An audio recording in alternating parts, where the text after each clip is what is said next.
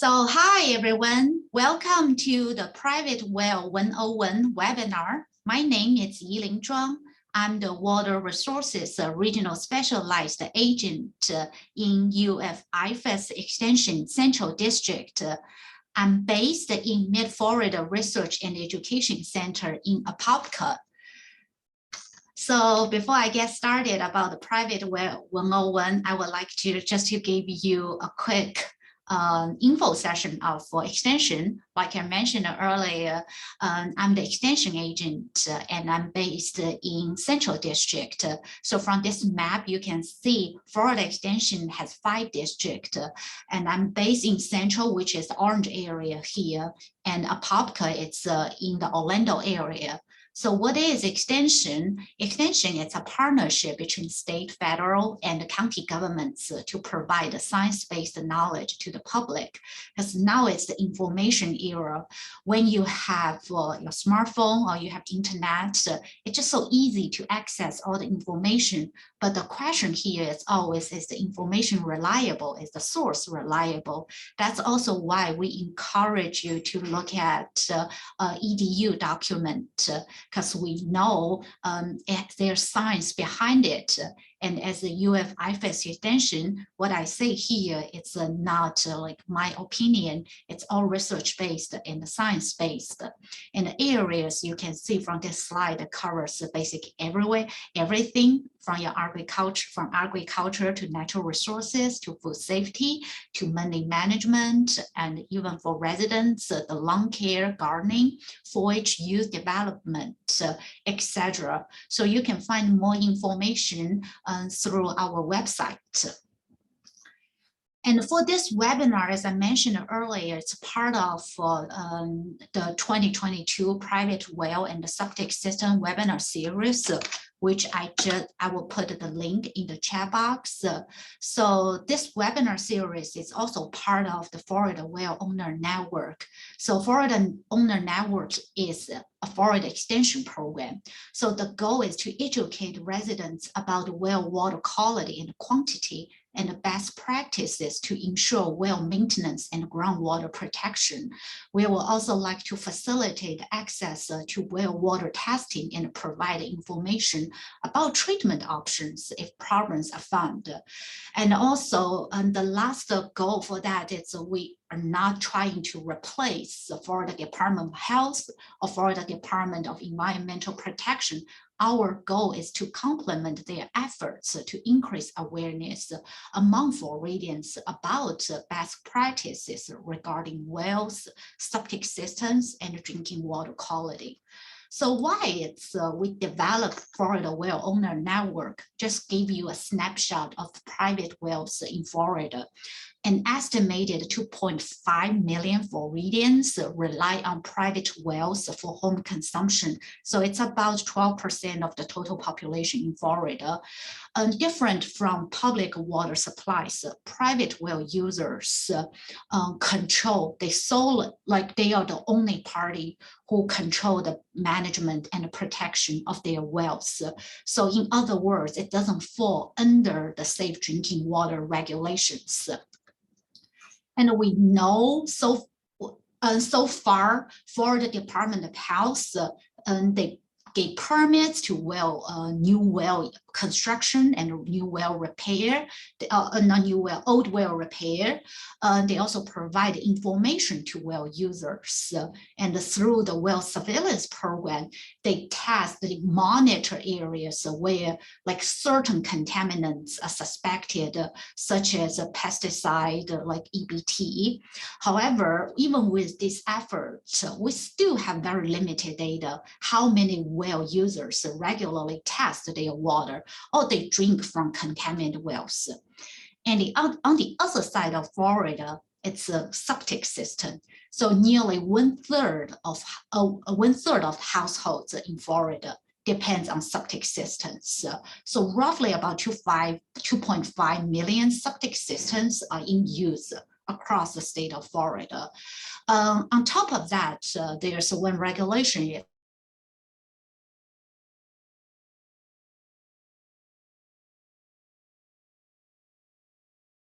impaired water bodies. So there's also a set of regulations in regards to septic systems. So with that, for this year, we offered a webinar series last year, and for this year, we consolidate to 4 topics. There are more topics we offered through last year, like lead in drinking water, what is hard water. If you're interested, let me know. I will share the link of the recording to you. But for this year, these are the questions we get a lot. So we'll focus on this 4 part, starting from private well 101. Next month is septic system 101.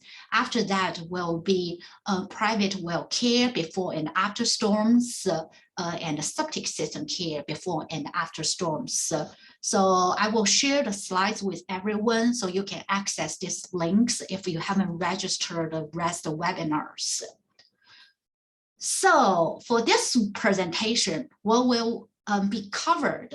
So I will start with where does our water come from, to what are the basic well components, to where can contaminate well water, what should you test your water, what should you have your water tested for, and also where can you have your water tested for.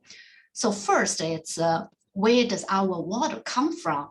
It sounds so simple. It's like we turn on the faucet, we have water, but to know where the water comes from help us to answer the following questions, especially what can contaminate our wells. So over 90% of residential water from this the Floridian aquifer. From this map, you can see it's a massive aquifer from South Florida to the north part to South Carolina and the west to Alabama. So it's one of the most productive aquifers in the world. Even the Floridian aquifer covered the whole state of Florida, but the top layer, like close to surface, it's not always the Floridian aquifer. So it really depends on where you live.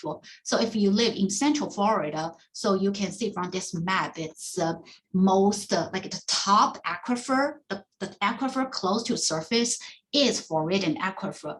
But for some regions from this map, you can see the green area is the superficial aquifer. So that's the top layer, and under that will be Floridian aquifer. So these are the major aquifers in Florida. Which I really like is this diagram. So we know we have different layers of aquifers. So it really depends on where your well, like which aquifer your well taps into. So on the right side of this map, if it's a little bit shallow, it can be superficial aquifer. So if we go a little bit deeper, then it can reach Floridian aquifer. Knowing which aquifer you get your well, get your water from will help you to understand the baseline water quality of your drinking water. Another, I think it's a very interesting tool or useful tool I would like to share with everyone. It's from Florida Department of Health. They developed this water management inventory. So it's a geographic data map where you can see it's like for this county is the majority land or majority land parcels on wells or on public water supplies. I thought it's a quite interesting tool just to share with you. For that way, you can also have a you can get an overview on how many wells or how prevalent wells are in your region. All right, so next let's look at the basic well components. So on the left side, it's the diagram from University of Georgia. I think it covered all the basic, like covered almost all the components of a private well systems. So the bottom part is the well screen, which I will mention that later, submersive pumps, well casing, to the wellhead seal, pressure tank. And the one thing it's very common for a well, like a household with the private well, you also have septic systems. So according for Florida Building Code, It requires from your private well to your septic system, the setback distance is 75 feet. And for Florida, if you look at some other materials, they will tell you, like this diagram shows, from the well to the septic tank is 50 feet. And from the wellhead to the septic system drain field is 100 feet. But for Florida building code, it doesn't separate septic tank and drain field. So as the overall setback distance is 75 feet. In the next webinar, I will give a little bit more detailed information about septic systems. And on the right hand, it's a well system. It's a pretty fancy one, I have to admit. I saw it at a well conference. So I took a picture of that. Everything is stainless steel, because highly likely Florida wells from the casing and even to the screen, what you might see is PVC pipes. Just want to give you an idea what it may look like underneath. All right, so we'll start from well casing. So well casing maintains an open access in the earth. It doesn't allow any entrance or leakage into the well. So the materials have to be non-toxic and durable. Very common material in Florida is PVC pipes. Because of Florida's weather, the calm weather, we don't really have harsh winter, so PVC pipes work. One thing I would like to highlight here is your well casing, making sure it's at least 12 inch above land surface. And the next component here is screen. So it keeps sand and gravel out of the well. And from the picture here, you can see it's a stainless steel screen. So for well screens are not that popular in Central Florida, but if you go to the Panhandle, especially the west part of Panhandle, they have sand and gravel aquifer, then you may see more and more well screens. Because otherwise, like in Central Florida, deep down it's all sand. And when you have the screen, it's very easy to clog the screen and reduce the flow. So in other words, the common practices for these wells, instead of a screen, it uses a sediment filter after the water is pumped out. Also, the idea is the same, just to keep the sand out of the water.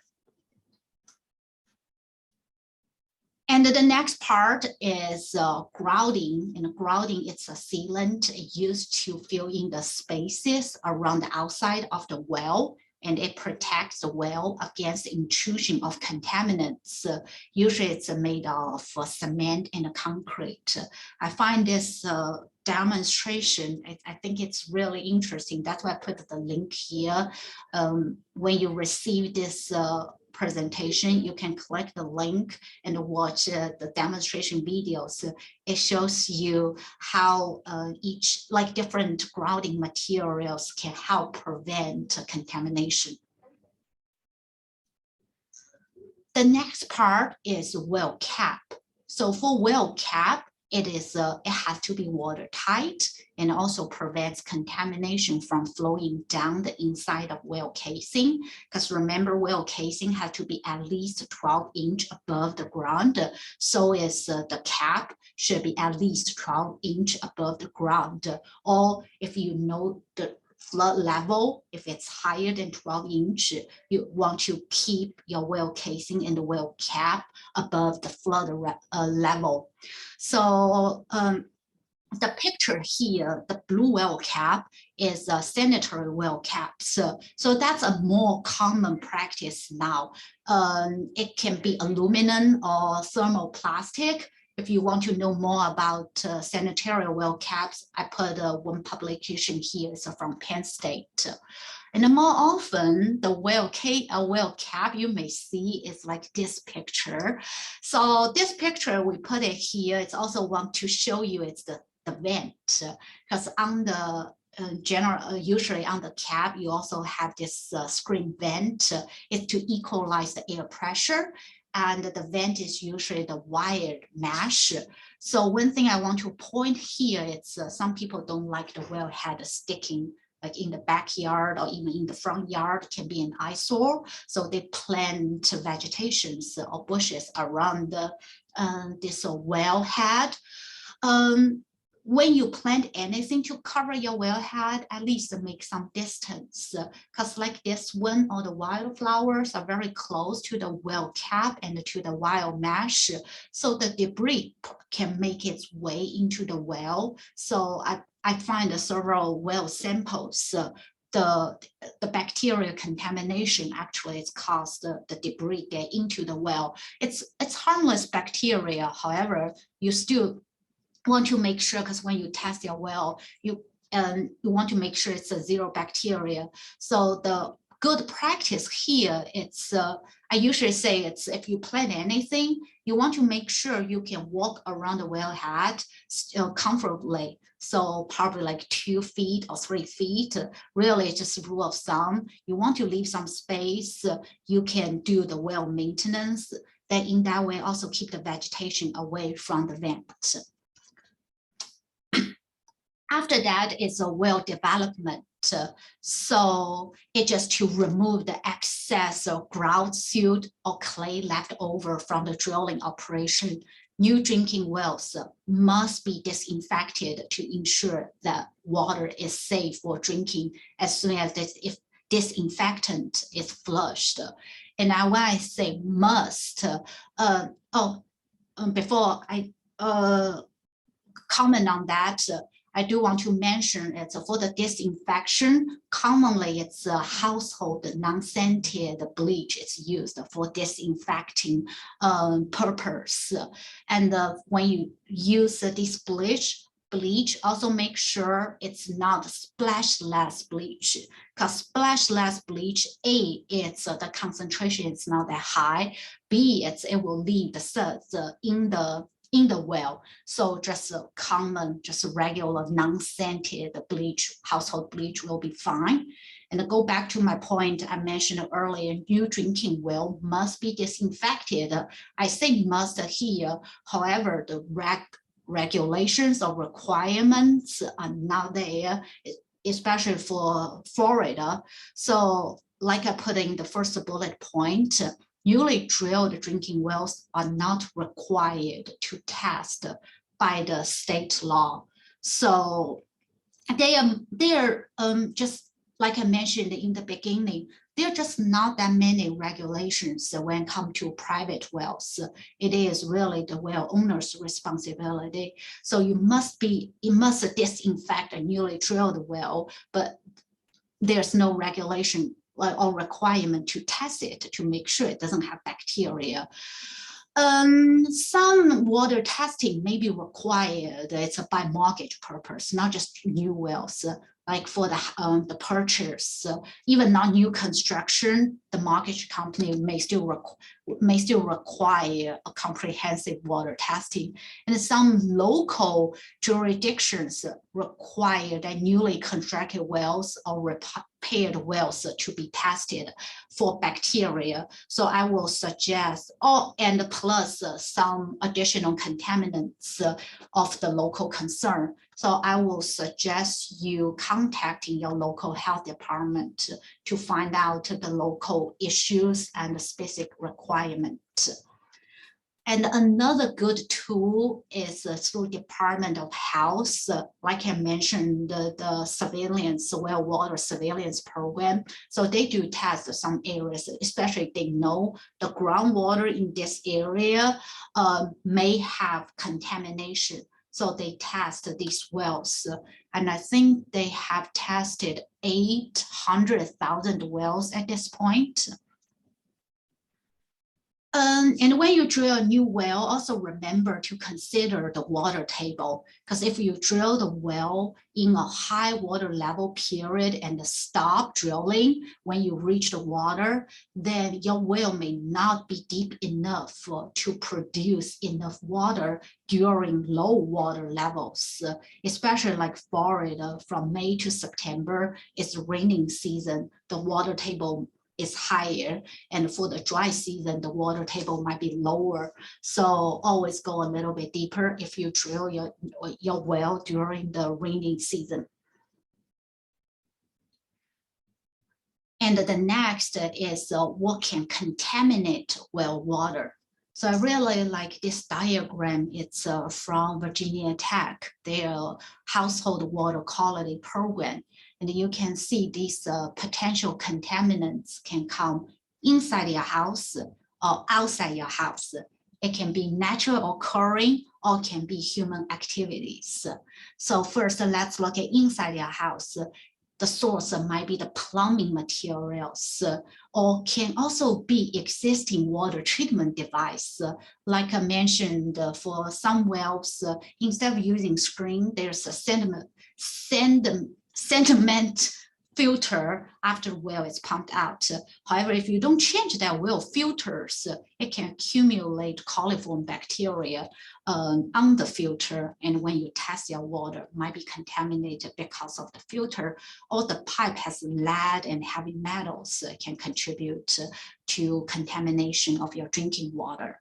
And when it comes to outside the house, it can be natural occurring, because if water is deep, like in Florida, if it's deep enough, you may hit the natural occurring arsenic, or even it's not that deep. We know Florida water is high in iron, so you may find the reddish water from your well. And that can also be human activities, can be your septic systems or any land activities like fertilizers or livestock manures. So you can see there are several different sources of potential contaminants. Then the next question is, how did I know if my water is free from contaminants? Or in other words, it's what should you have your water tested? Because just by looking at it, it doesn't tell a lot. Because a contaminated water can be crystal clear, or sometimes you see a colored water, and when you test it, it may not contain contaminants. So the only way to know if your drinking water has contaminants or not is to have it tested. So when it comes to test your well water, what should you test? So like I mentioned in the beginning, private wells are not regulated. So we usually refer back to this EPA Safe Drinking Water Act. So these standards apply to public water systems. So we can still use the same standards for private wells. And for the Safe Drinking Water Act, it set two different sets of standards. One is for primary, it's a primary standards.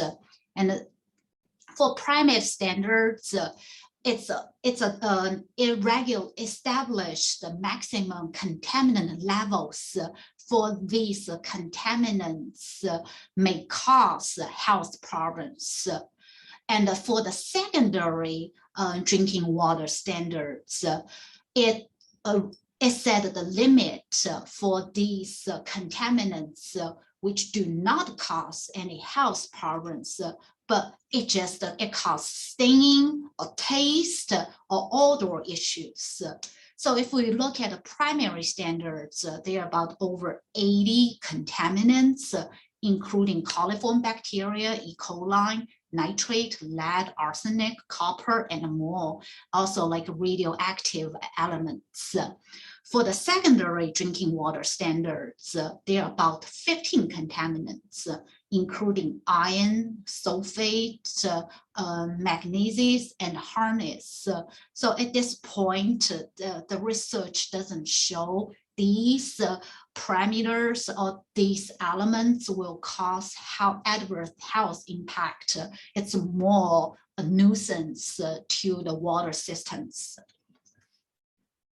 So if we look into the water testing, the basic parameters, so we suggest every year test for coliform bacteria, nitrate, lead, and pH. I didn't put E. coli with coliform because that's a whole group. When you test the coliform bacteria, you will also get E. coli tested.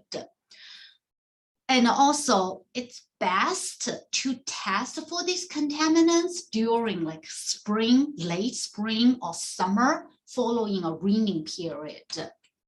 And this test should be conducted after repairing or replacing an old well or pipes, or after installing a new well pump. And every 3 years, test for sulfate, chloride, iron, magnesium, lead, hardness, and corrosivity. So that's every 3 years. That's really rule of thumb, but we really, because you can see here, every year, if you could, we will suggest you test the lead every year, but if not, every 3 years, you still want to get lead tested. And also test the contaminants of local concern. So to know the local concern, again, contact your local health department. So they are the experts of your local situation and can give you a good overview what contaminants might be, you might want to test it. And some minimum water testing here, I would like to give you a quick overview. So the bacteria, the sources include animal waste. It's not necessarily like livestock on farm. It can also be wildlife or pets, and your septic systems, as well as flood waters. And for nitrate, I want to stress out it's so far, the limit is set as 10 million gram per liter, and it can be extremely dangerous for babies under 6 months old. Because nitrate interferes with the ability of blood to carry oxygen. So for babies under 6 months old, it may cause a blue baby syndrome. And for lead, it's if you have lead pipes, not just pipes, it's also these joints, brass parts in the pump, or even fixtures. So they may contain lead. You may want to test volatile organic compounds if there has been a nearby use or spill of oil, liquid fuels, and solvent. Pesticide, if your well is down slope from farms or golf courses using pesticides. So in last few slides, I showed you some like basic water testing parameters. So the next question I get a lot, or you may wonder, is where you can get it tested. So we suggest you using a certified lab to have your water tested. And to find a list of certified lab, you can go to Florida Department of Health website. When you get to this page, and on the right corner, you will find this link. And at the end of this presentation, you will find the direct link to in the additional resource slide. So what I want to just give you, because I did a quick experiment, because we suggest using certified water labs to have water tested. But meanwhile, when you search online, you can find all these testing kits. And some testing kits cover all the basic parameters I just mentioned, like nitrate, nitrite, iron, copper, sulfate, lead, pesticide, basically all the essentials these testing kits are able to test it. And the price is quite reasonable. Because to have water tested through a certified lab, first it's we have to understand when you get your water sample to a lab to have it tested, the lab will ask you which parameter you want to test or which contaminant you want to test, because each contaminant has its own SOP, has its own testing procedures. So even the water bottles, the sampling bottles will be different for each contaminant. And for these testing kits, it uses basically one bottle, it can test all. And these between these testing kits, I think between $20 to $50. I forgot the exact cost, but if you search online, you can find it. To have water tested through certified lab, let's take example as a bacteria, it ranges from $20 to $100 because just depends on the labs, how they charge it, and also what kind of service you will get from the lab if they collect a sample for you or you drop off the sample. So what I want to say here is these testing kits seem more affordable and can test a wide range of parameters. Then are they reliable? Can we trust the results?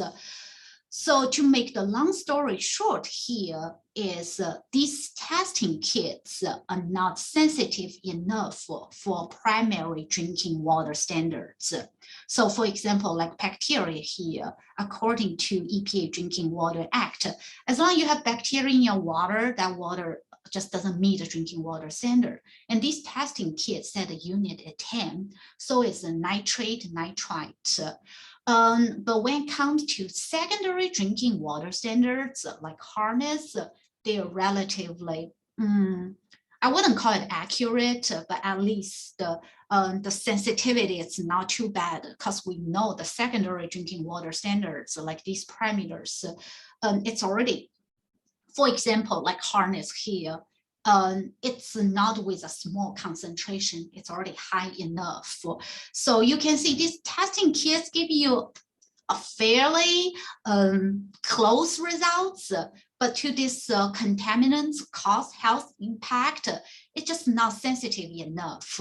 So in other words, if your testing kits tell you your water is not safe to drink, you probably already experiencing some symptoms or discomfort. So we still suggest you to use a certified lab to have your water tested. And when it comes to testing frequency, I already gave a little bit info earlier. You test once a year for some basic parameters, and every 3 years you want to expand the list to some secondary standards if possible.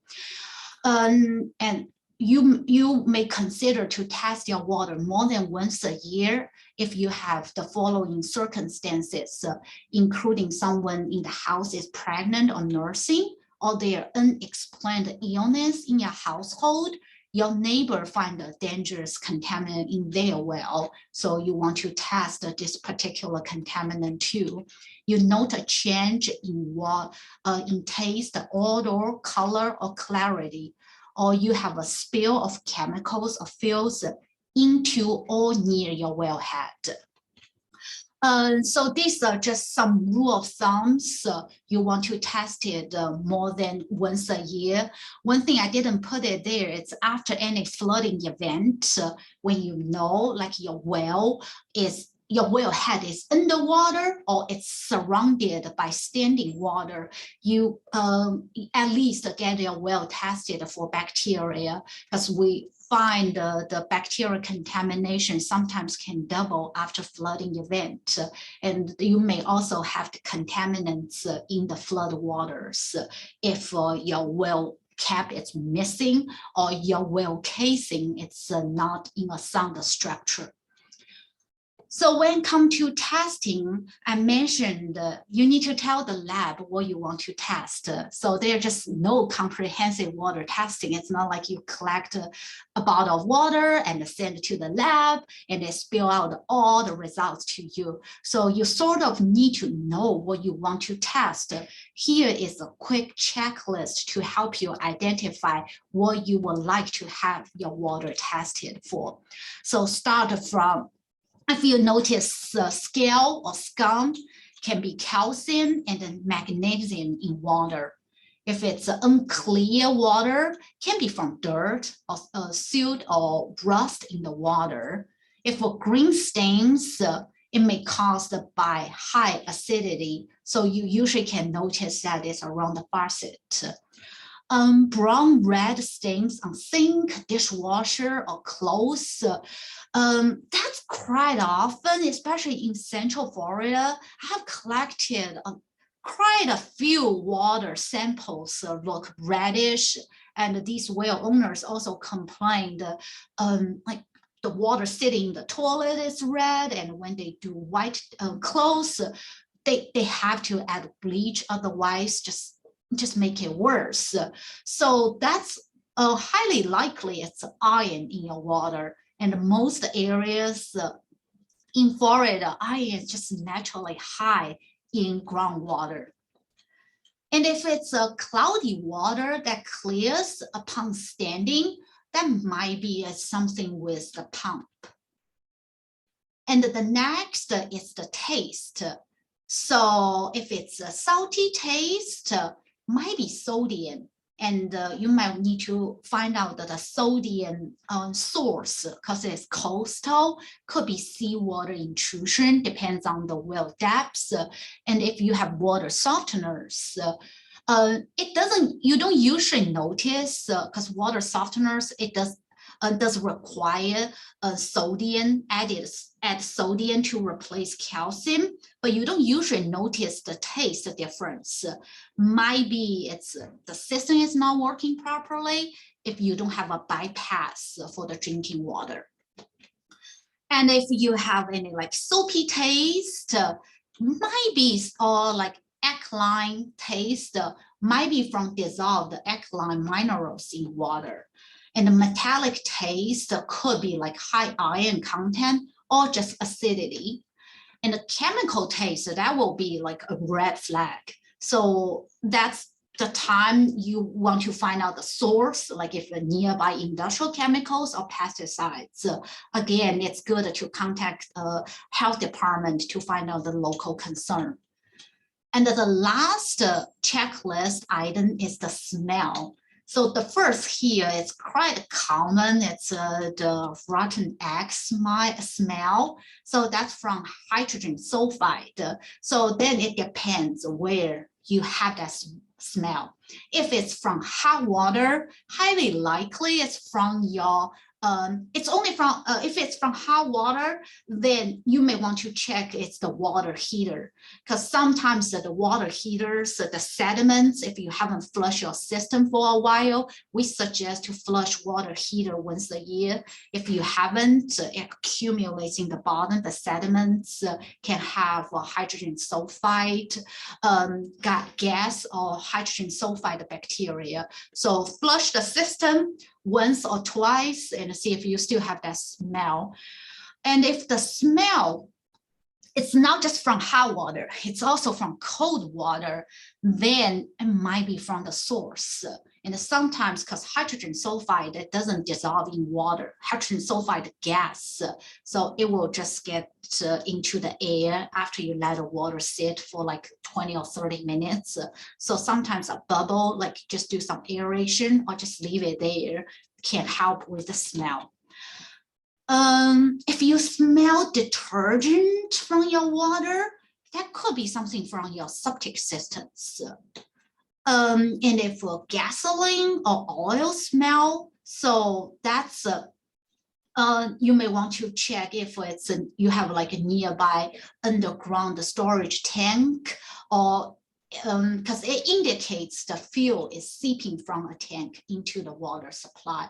So that can be a red flag to very alarming indicator. And if it's a methane gas, which it's not very common in Florida, but if it happens, it might be just natural occurring. It's from the decaying organic matters in water. So here, just gave you some, give you the quick checklist to identify what might contaminate your well water. And the last one, the smell here, it's if you smell chlorine, because we know chlorine is not natural occurring in groundwater. So this situation, it's only you have the chlorine tank for disinfection. So it's just the ratio, it's not right, or the system is not working properly. So again, these checklists not absolute, just a guidance. You don't know if you have these contaminants or not until you have your water tested. So here are some additional resources. From the first one, it's the link to the certified lab. I didn't get a lot of additional info into like if you find a bacterial contamination, what should you do? Here's a publication about bacterial contamination and how to shock chlorinate well to disinfect your well and a well system. And I'm in the process of 2 additional publications. One is just to explain the Safe Drinking Water Act primary and secondary drinking water standards to help well owners to understand what to test. And another one, it's just give more details how what might be the science you need to get your water tested. So once they are published, I will share with you all. And the last link is the septic system webpage, which will go into more details in next webinar. So here you can see the list of this year's webinar topics. So with that, I'm ready to ask if you have any questions or comments, please use the Q&A function, and I will be happy to answer your questions. And while some people might be typing the questions, I just launched a poll here. Would like to know if you have improved your knowledge of private well management. And this poll is totally anonymous. And speaking of anonymous, when you ask the questions, use the Q&A function, you can also select the function to ask it anonymously.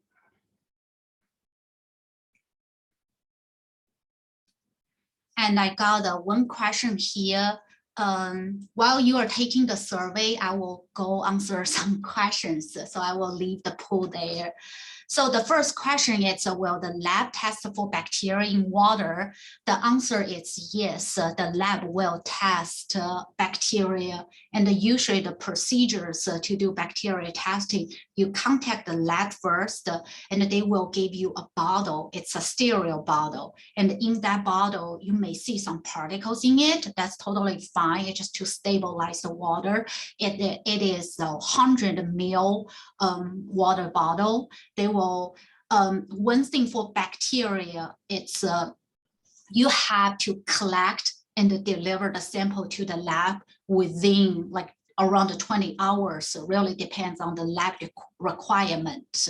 So the short answer for that, yes, the lab will test the bacteria in water. It will tell you if you have coliform bacteria and if you have E. coli. The next question I got here is, how can I tell if my well has saltwater intrusion? That's a really good question here. So the best way to find it, the sodium level, the chloride sodium level in your water is to have it tested. Just at this point, the drinking water labs don't really test. Okay, let me one step back, because I suggest you to use certified labs, and all these certified labs on this link, it's a certified drinking water labs. So not a lot of certified drinking water labs are offering the sodium testing. So it may take you a little bit of time to find it. If drinking water labs cannot test it, you may want to use an irrigation water testing lab. So that's the only way to find out the sodium level. And so far, EPA hasn't set the sodium level. It's just suggestion. I forgot the number.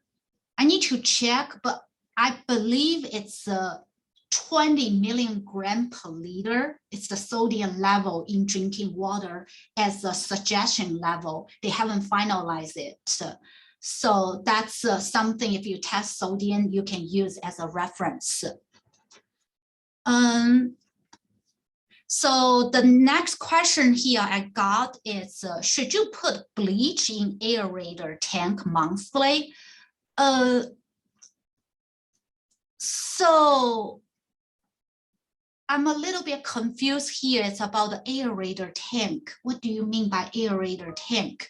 So what because if you mean it's going directly to the well, then it's we don't suggest you to put any bleach directly into the well system, because when you disinfect a well, you will need to prepare a solution. So usually it's a 1 part of bleach with 10 parts of water.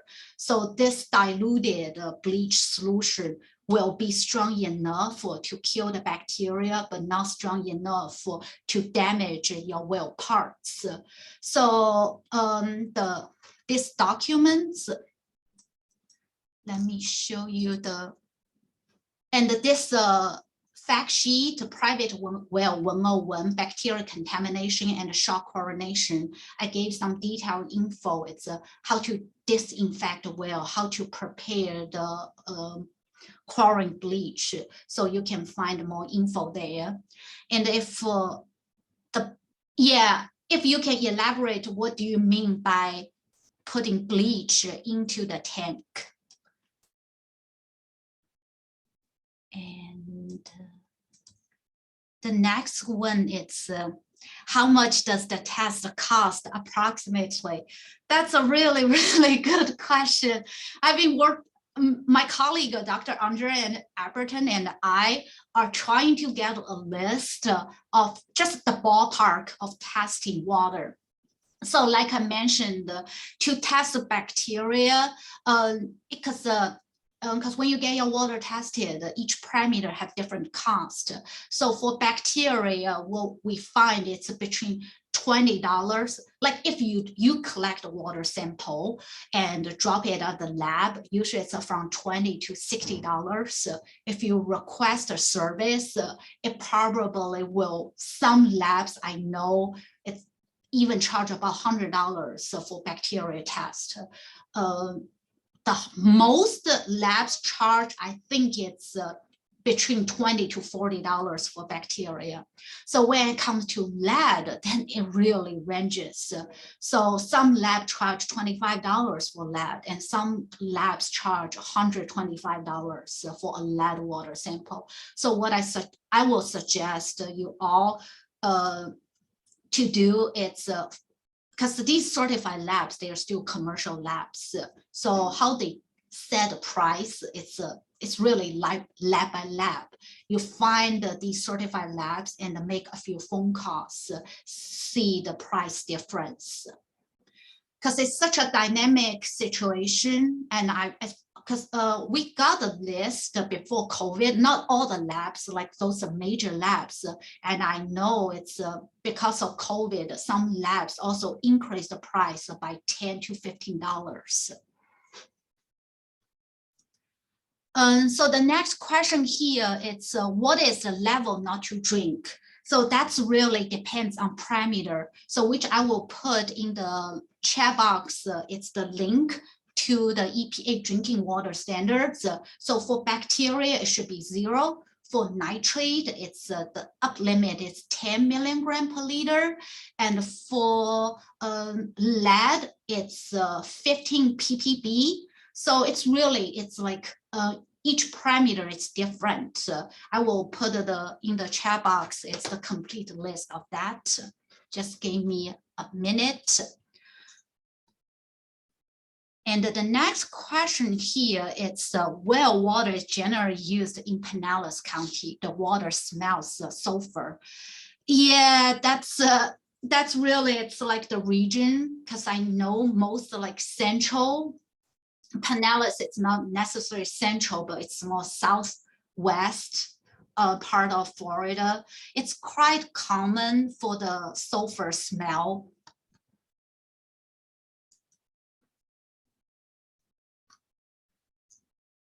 And I think I got a clarification for the aerator tank. So it's the holding tank.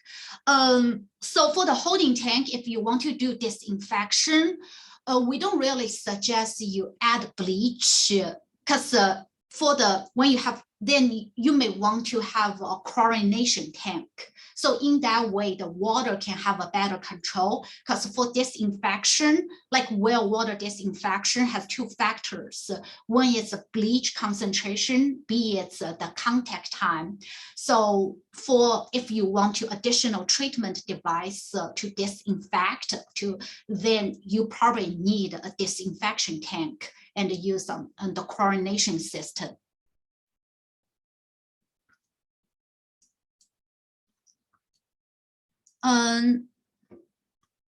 One more question here, it's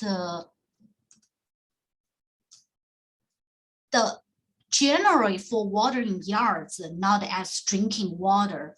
So I'm not sure what that referred to. Is that a comment I made earlier to test the sodium? So if you can give me a little bit more info, please. Oh, and I got someone asked me to repeat again. It's for the chlorine. So for chlorine, again, for EPA drinking water, the chloride level, excuse me. So that's the sodium. I assume that's what you ask. I'm not 100% certain, but I think it's 20 milligram per liter. So let me double check the EPA drinking water standard and get back to everyone in the when I send out the link to the recording and also the PDF version of today's presentation. We have reverse osmosis water filtration system. The aerator tank holds water from the well and then the water comes to the house. We get the system checked once a year and the company flush aerator tank and advise us to put 1 cup bleach monthly in the aerator. I'm not that familiar because it really depends on the system. So because for reverse, I think the bleach is to clean your reverse osmosis system. Because I'm trying to think, it's that's my understanding of most of reverse osmosis system. They are very effective. They basically can remove like 99% of contaminants because it's a semi-membrane. If you have bacteria, because if your water contains bacteria, then it may still accumulate in that semi-membrane. So that's, I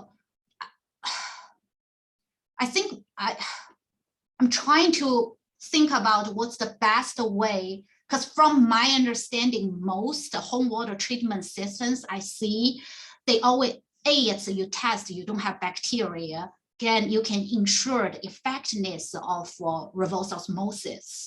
Because if your water originally has bacteria, you may need to have a disinfection system first, and then use your reverse osmosis system.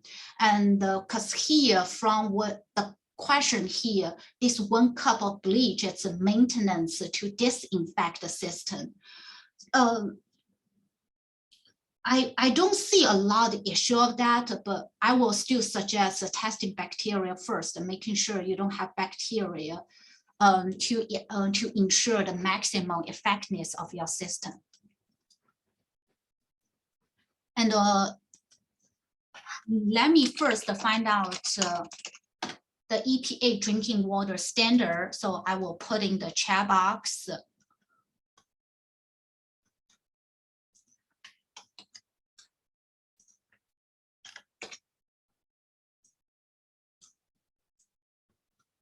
Please give me a minute. So in the chat box, I put the link of the drinking water standard.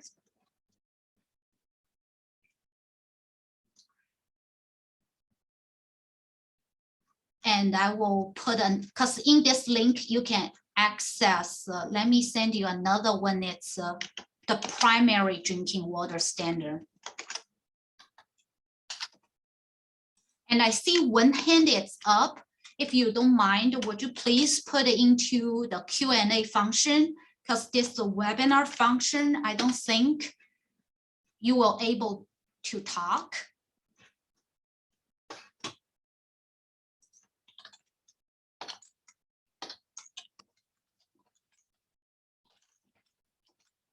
And while, okay, and I just checked from the EPA drinking water advisory, because sodium so far it's not regulated. So they suggest sodium concentration in drinking water not exceed 30 to 60 milligram per liter. So I will put this documentation also in the chat box. If you are interested, you can read this document and find more info. And I think last but not least, like I mentioned, last year I did more topics, including lead. And I probably need some time to find out all the recording. But if you are interested in lead and drinking and the harness in your water, please send me an email. My email address is here, so I can share the recording with you. And also want to just show you this slide one more time. We also cover septic system 101, private well, and the septic system care before and after storms. Because living in Florida, we know storms coast to coast threat. So with that, I appreciate everyone's time. And if you have any questions, please do not hesitate to reach out. And with that, hope you all have a good Tuesday afternoon. Bye.